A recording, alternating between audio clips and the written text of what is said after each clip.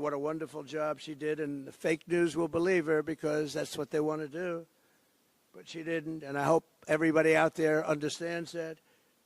The Border Patrol custody was incredible, and I have to say that Border Patrol has done an amazing job under the circumstances.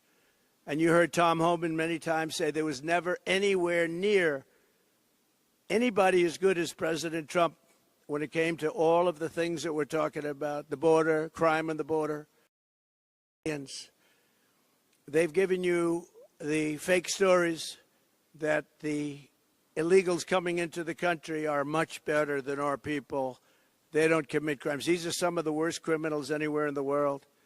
And they don't just come from South America. They come from all over the world. The Congo in Africa, a lot of them coming from the Congo. The Middle East, Asia.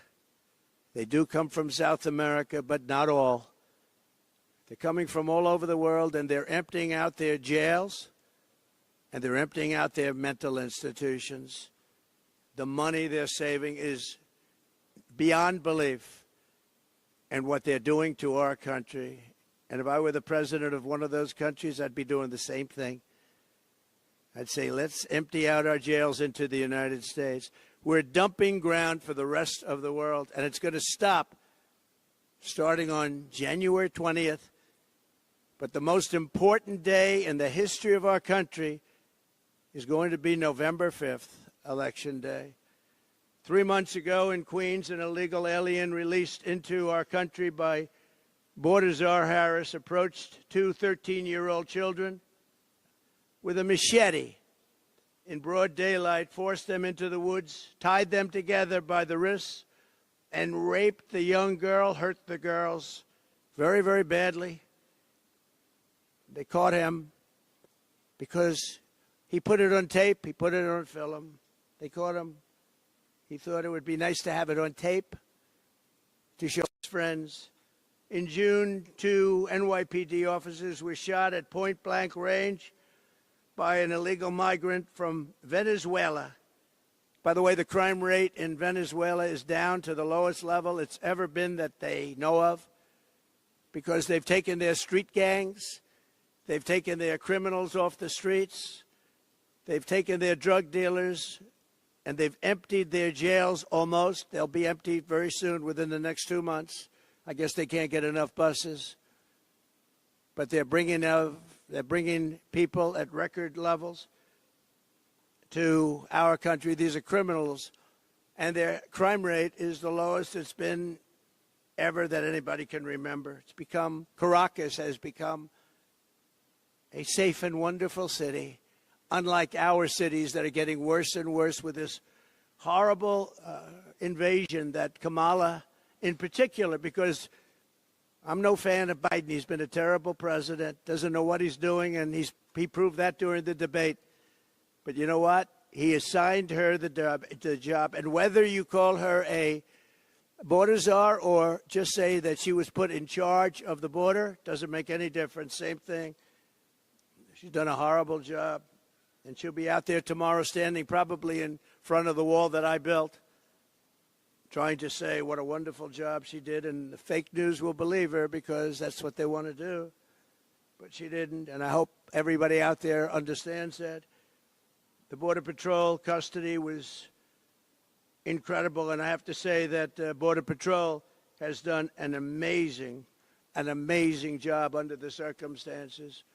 And you heard Tom Homan many times say there was never anywhere near anybody as good as President Trump when it came to all of the things that we're talking about, the border, crime on the border. And he said there wasn't anybody even close as president. In Albany last May, an illegal alien who was caught and released by Kamala Harris stalked and raped a 15-year-old girl, driving up behind her, abducting her by force with a metal pipe, and raping her again and again, over and over, and hurting her very badly.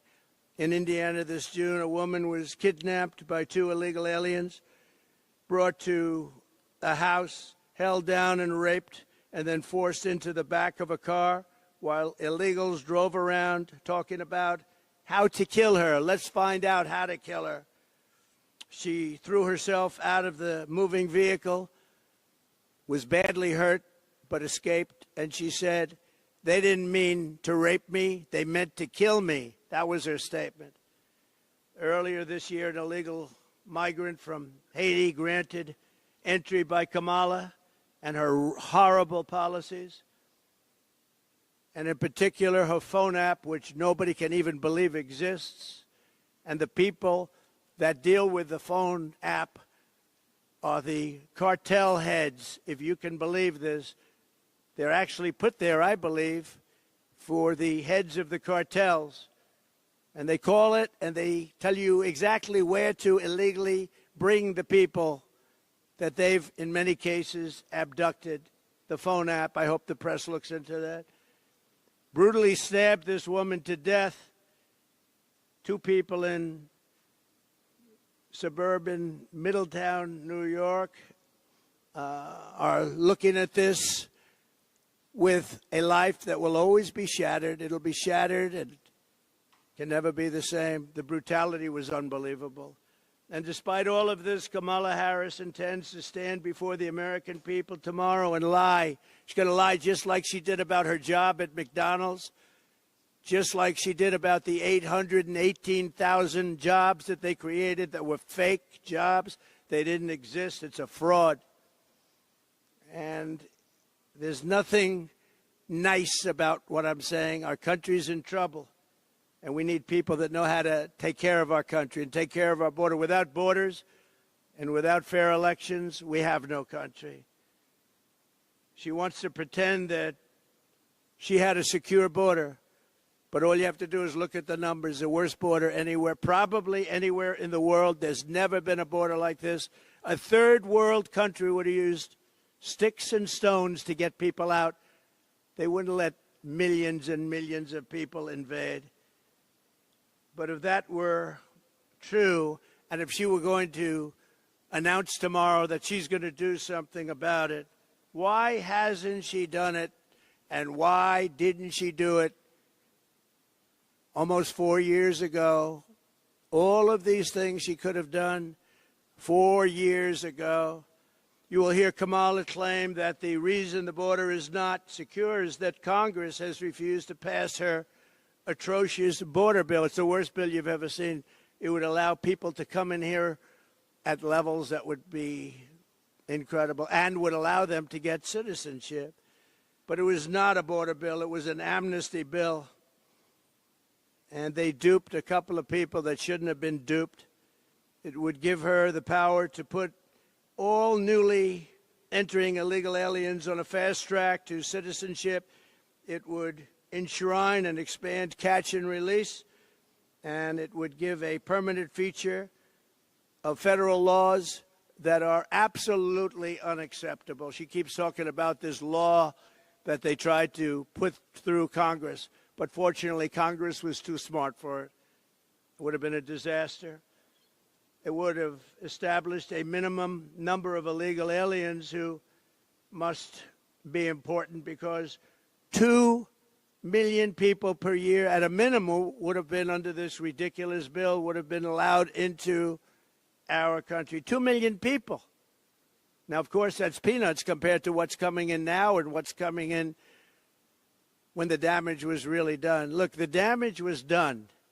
They're trying to make it look better now. But the damage was done over the first 3 years.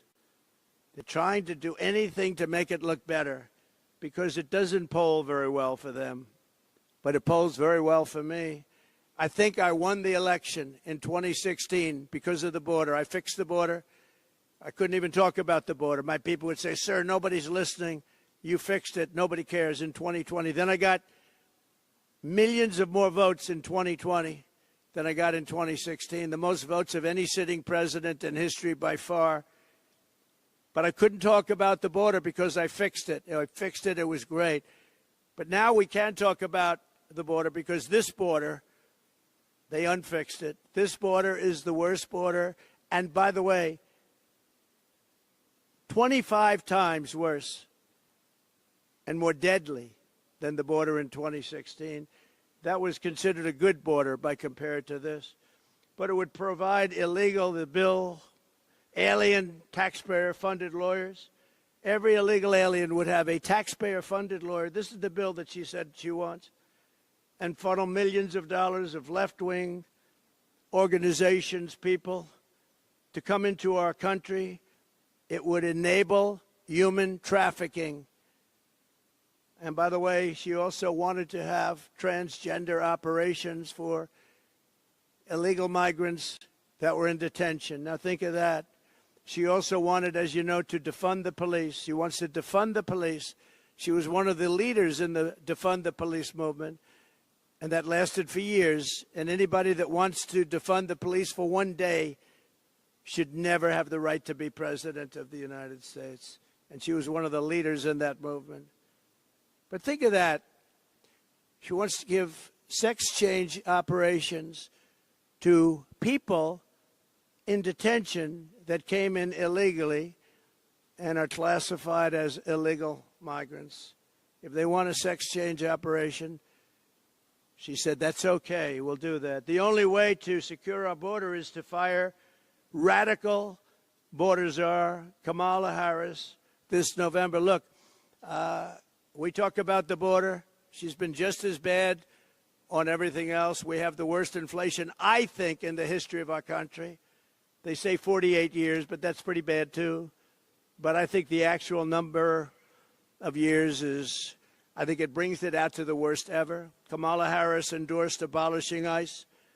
She is seen as a down with deportations, opportunist, but people don't realize that the people of this country want deportations of those criminals.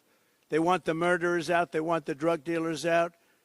They want everybody out who's going to hurt them. They want to have a safe country. As I said, before being interrupted by lightweight anchor David Muir, crime is massively up in our country. It's very lucky the Department of Justice released numbers right after that debate. Somebody in there might like me, but they released numbers, giving the real numbers, and the numbers were unbelievably, shockingly high, the highest ever. And I haven't gotten an apology. I want an apology from ABC. She supports free taxpayer-funded health care for illegal aliens, and even, as I said, some of the horrible things that she's willing to do, including the sex change operations for people in detention. She called for abolishing immigration detention centers. She wants to have detention centers, but detention centers that you can get out of. Remember when in 2014 Obama built cages and the fake news tried to say I built them. Fortunately, we had a great American that said, no, these were built during the Obama administration, and Biden knew about it, but I don't think Biden knows too much. And we have one other thing that she's called. She's called the grandmother of sanctuary cities. I'm going to terminate all sanctuary cities. Sanctuary cities are sanctuary for criminals. They're sanctuaries for criminals. And, you know, you can go to California where she ruined San Francisco. She destroyed. San Francisco may have been the greatest city in the world 16, 18 years ago, and now it's a practically unlivable place. And I hate to say that. I have property in San Francisco. It's not a good thing to say, but this far supersedes my ownership of property. It's an unlivable place. It was the best city. Bob Tisch of Lowe's, friend of mine, great guy, wonderful man. He was in San Francisco. He was in Chicago. He had big businesses all over, the Tisch family. Bob Tisch used to tell me that he thinks San Francisco is the greatest city in the country. He passed away quite a while ago. And San Francisco probably was, and now it's not even livable. She destroyed it when she was the DA, and she destroyed the state of California along with Gavin Newsom. She destroyed the state of California when she was the AG. If you can't say the phrase illegal alien, she said, then we can't trust you to secure the border. She said, you're not allowed to say the phrase under any circumstance, illegal alien, but that's what they are. And it's that simple. She didn't want you to use that term. If you used that term, you'd be fired. And by the way, she fired everybody in a row. She couldn't get along with anybody. You know, it's interesting. 5 months ago, she was considered the worst vice president in history. She was laughed at, scoffed at for 3 years. She was the worst. Her staff hated her beyond belief. They were quitting. She had almost nobody wanted to work there. She couldn't get people to work for her. And she was just considered as bad as it gets. And she wasn't going to be chosen. No way that she was going to be chosen to replace Joe Biden. We had the debate. After the debate, they said, oh, this guy, we got to change him. I think we were up 21 points. But they went in there, and everyone knows they threatened the 25th Amendment. They threatened him with the 25th Amendment. They said, Joe, you're going to get out. And Nancy Pelosi led the charge. And Nancy Pelosi has a little problem because her husband sold their Visa stock. They had a lot of Visa stock one day before Visa. It was announced that Visa is being sued by the Department of Justice. Think of that. Nancy Pelosi sold vast amounts of Visa stock one day before the big lawsuit that we all read about a few days ago was brought against Visa. You think it was luck? I don't think. She should be prosecuted. Nancy Pelosi should be prosecuted for that. And she should also be prosecuted for J6 because she turned down 10,000 or any number she wanted, soldiers or National Guard. And I hope you all read John Solomon and what John Solomon wrote 2 days ago, because if you read it, you'd see that Donald Trump did absolutely nothing wrong. It's a scam. It's a scam. On day one of my new administration, I will stop all migrant flights immediately. They should stop them tonight. She can do that. Just sign one little page saying stop the migrant flights.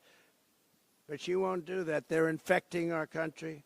They're destroying our country. I will shut down all entries through the migrant phone app, something that most of you haven't even heard of, but it's very active and taking in thousands and thousands of people a week.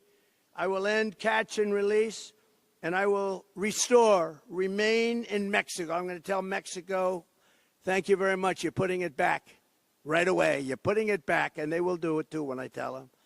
I will bring back Title 42. I will send a federal law enforcement large group of people, but a tough group of people to liberate Aurora, Colorado. The governor of Colorado is petrified of these gangs. These are Venezuelan gangs with equipment better than our military has, going in with guns.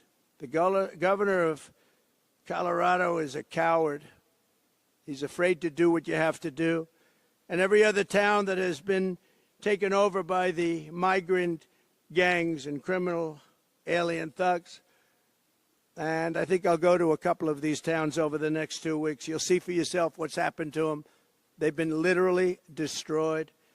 I will send Congress a bill to ban sanctuary cities in the first day that I become president.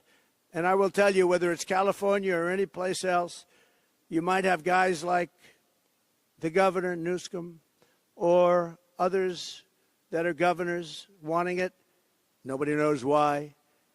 But the people don't want them. You can go and ask the people of California, do you want sanctuary cities? The people, including Democrats, will say, we don't want them. We will seal the border. We will stop the invasion, and we will begin the largest deportation of criminals, the criminal element, which is a large portion. We will start that immediately. Dwight Eisenhower had the largest deportation effort ever in our country, President Eisenhower, because he hated the fact that people were able to pour across our border. This will be much larger than that, but we will get rid of the drug dealers. We will get rid of the human traffickers. We will get rid of the murderers, the people that came out of jails, and the people that came out of mental institutions. They will all be gone, and it'll happen very quickly. We'll be dealing with local law enforcement who knows everything about every one of them. Their name, their serial number, they know everything. We respect our police, and we're going to respect law and order again. So I appreciate everybody being here. I just wanted to make this statement before Kamala goes down to the border. Anything she says tomorrow, you know, is a fraud, because she was the worst in history at protecting our country.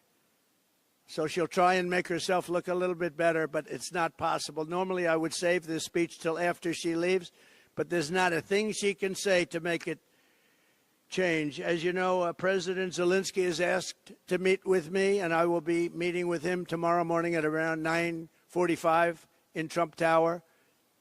And it's a shame what's happening in Ukraine. So many deaths, so much destruction. It's a horrible thing. And one of the things that are very bothersome to me is the fact that Europe is paying only a small fraction of the money that the United States of America is paying. And we have an ocean between Russia and ourselves. They don't. So I see what's happening there. It's very, very sad. But we're in for numbers that nobody can even believe. And as you know, the European nations, as a combination, their economy is fairly close to the size of ours, so it's similar. They should be equalizing. They should start paying up. I did this with NATO. I made them all pay. Bush would make a speech and leave. Obama would make a speech and leave. And I said, you got to pay. If you don't pay, we're not going to be there.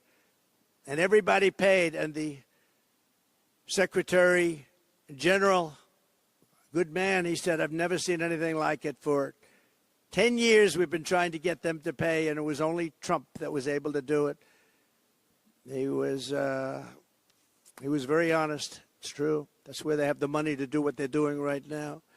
But they all paid, most of them anyway, hundreds of billions of dollars they paid, and they paid it fast. They said, sir, does that mean you won't protect us if we don't pay?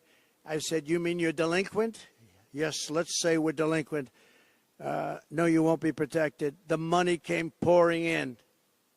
Nobody else wanted to say that, and the press thought it was terrible that I made that statement. But if I didn't make that statement, we'd still be paying. You know, we were paying for NATO, most of it, almost all of it, maybe all of it for years. So I'm going to see President Zelensky tomorrow, and thank you all very much. Thank you.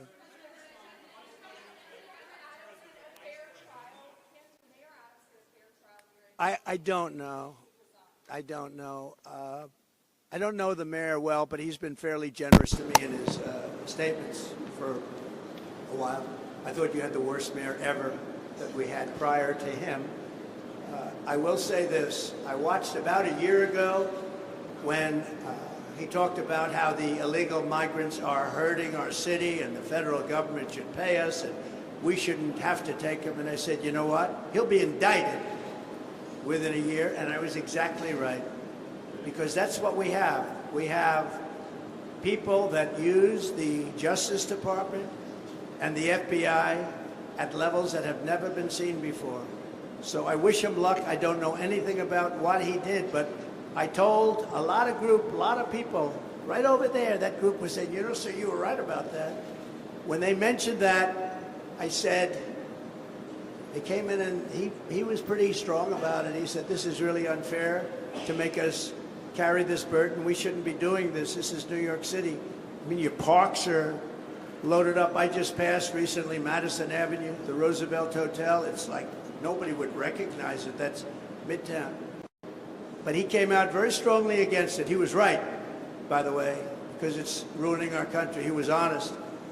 And I said, he will be indicted within a year, and that's what happened. And I noticed the indictment's very old. It goes back a long time. Well, I had the same thing. They went way before the statute of limitations. So I wish him well, but I said that he will be indicted because he did that. You take a look, that's what they do. These are dirty players. These are bad people. They cheat, and they do anything necessary. These are bad people. And we need an honest Justice Department, we need an honest FBI, and we need it fast. Yeah. Mr. President, you mentioned Keir Starmer, the UK Premier. Yes, he's coming tonight. What do you think of him? Some of his colleagues have gathered quite hopeful of you. Well, I'm going to see him in about an hour, so I have to be nice, right? Yeah. But I actually think he's very nice. I think he ran a great race. He did very well. It's very early, but he's popular, and I'll be seeing him, and I'll send you regards. And would you rather Nigel Who are you with? Who are you with? I'm with GB News in the UK. Okay, good. Would you rather Nigel Farage would have a bigger role? Well, I think Nigel is great. I mean, I've known him for a long time. He had a great election, too. Picked up a lot of seats, more seats than he was allowed to have, actually. They acknowledge that he won, but for some reason you have a very strange system over there. You might win him, but you don't get him. Nigel is a fantastic person. President Zelensky said that he do not understand what it takes to win this war. Oh, then I should immediately cancel my plan. No, he knows. He knows I understand. Look. I hate to see the carnage. If I were president, it never would have happened. Russia would have never attacked Ukraine. Never, ever. And by the way, President Xi would have never even thought about Taiwan, which he's thinking about very seriously now, flying planes over it every single day. But President Putin would have never attacked. When I look at the horror show that's gone on, and the level of death is far greater than what is being reported. When you look at those cities, they're all knocked down, those beautiful, gorgeous golden domes, they're shattered and lying on their side, never to be replaced again. You can't ever replace that. 2,000 years old. When you look at the heritage of that really very vibrant country in so many different ways, and you see how it's been so broken, the people, so many people dead, where they have to use old soldiers, old men and young boys because they're running out of soldiers.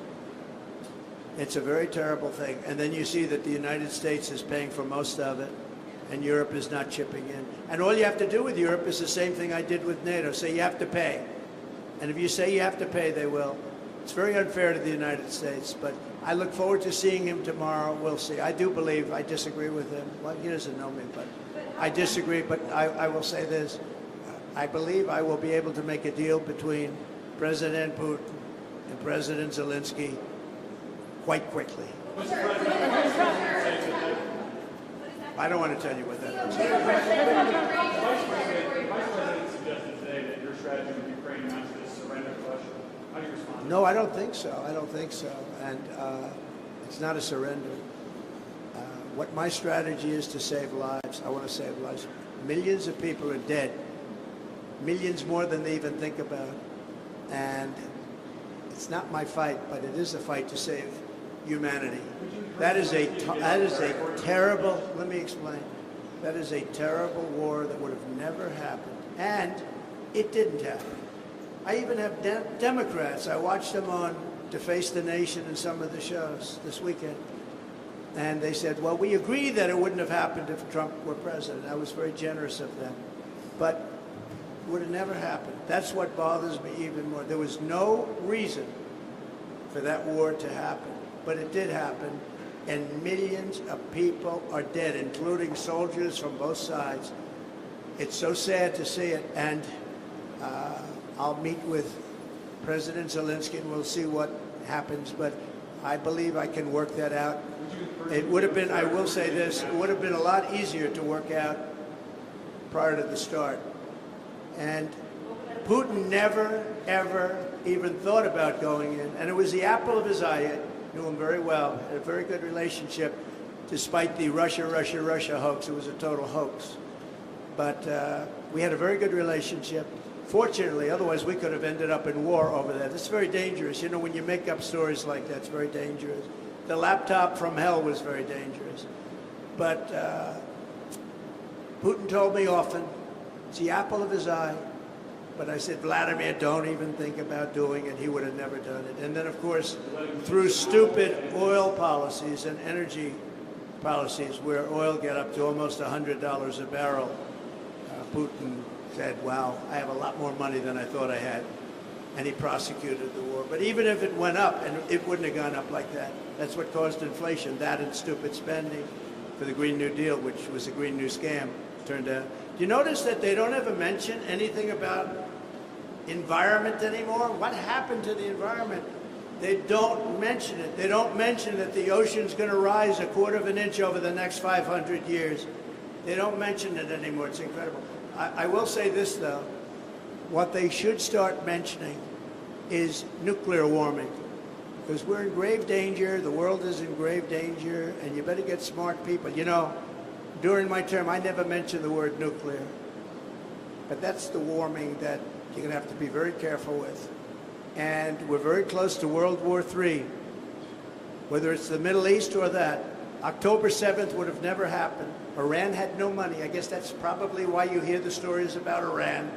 Only a consequential president would have this happen. Only a consequential president. But Iran would have made a deal with us. It would have been a great deal for them. The only thing is they cannot have nuclear weapons.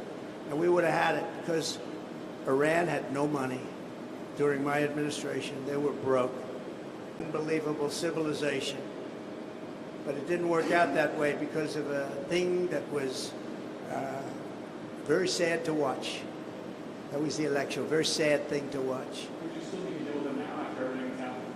You're reelected. Make a deal with who? Make a deal with who? Would you try to make a deal with Iran sometime if you were reelected? Sure, I would do that. Yeah, I believe in getting.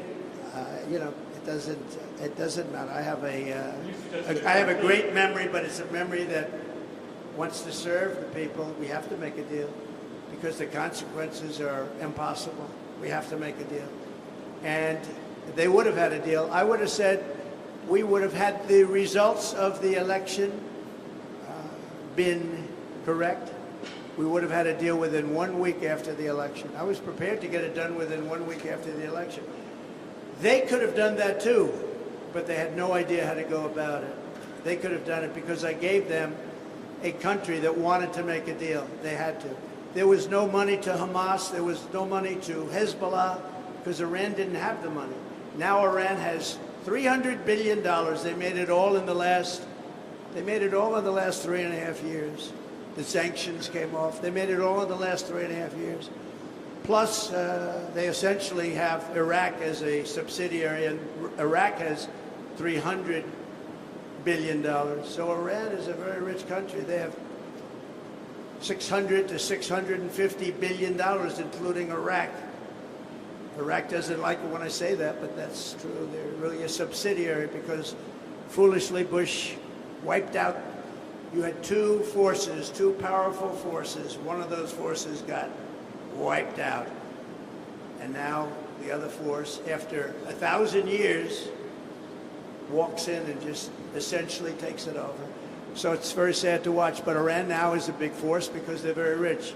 Iran was not rich at all. Iran didn't have the money to take care of the various organizations of terror. Okay. On Lebanon, leaders yesterday at the UN General Assembly came together to call for an immediate ceasefire. Prime Minister Benjamin Netanyahu is speaking at the UN tomorrow. He has refused to do that. What would you do differently to prevent the Middle East? Well, you have to have that ended one way or the other. The world isn't going to take it. You have to have that ended, and I would think that we're getting close to a point where maybe it can end pretty soon.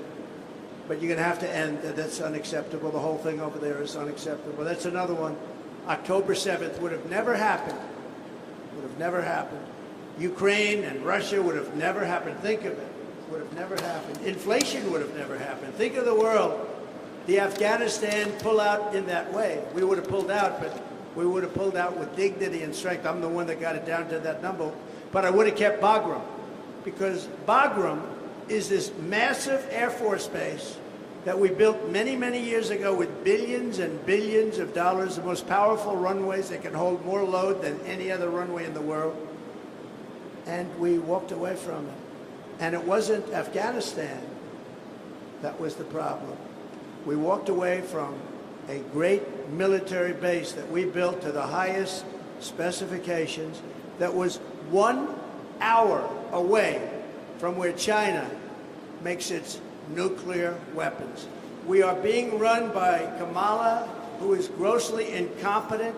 All you have to do is look at her interview last night, look at her interview with Oprah, look at her interview with the gentleman from Pennsylvania, All you have to do is look around and you'll see it. We had 4 years of incompetent leadership. We cannot, as a country, sustain another 4 years. Thank you very much.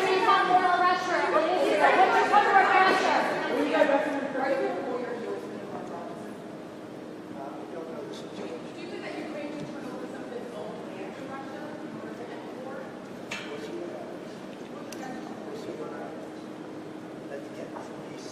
We need peace. We need to stop the death and destruction. Don't you think? Wouldn't that be nice? Huh?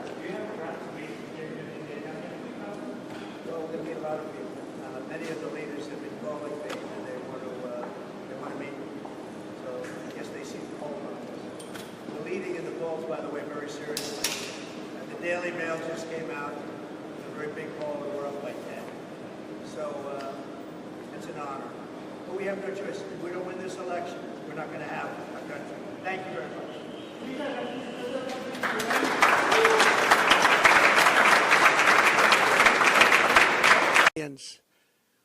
They've given you the fake stories that the illegals coming into the country are much better than our people. They don't commit crimes. These are some of the worst criminals anywhere in the world. And they don't just come from South America. They come from all over the world. The Congo in Africa, a lot of them coming from the Congo. The Middle East, Asia. They do come from South America, but not all. They're coming from all over the world, and they're emptying out their jails, and they're emptying out their mental institutions. The money they're saving is beyond belief, and what they're doing to our country. And if I were the president of one of those countries, I'd be doing the same thing. I'd say, let's empty out our jails into the United States. We're dumping ground for the rest of the world, and it's going to stop starting on January 20th. But the most important day in the history of our country is going to be November 5th, Election Day. 3 months ago in Queens, an illegal alien released into our country by Baltazar Harris approached 2 13-year-old children with a machete in broad daylight, forced them into the woods, tied them together.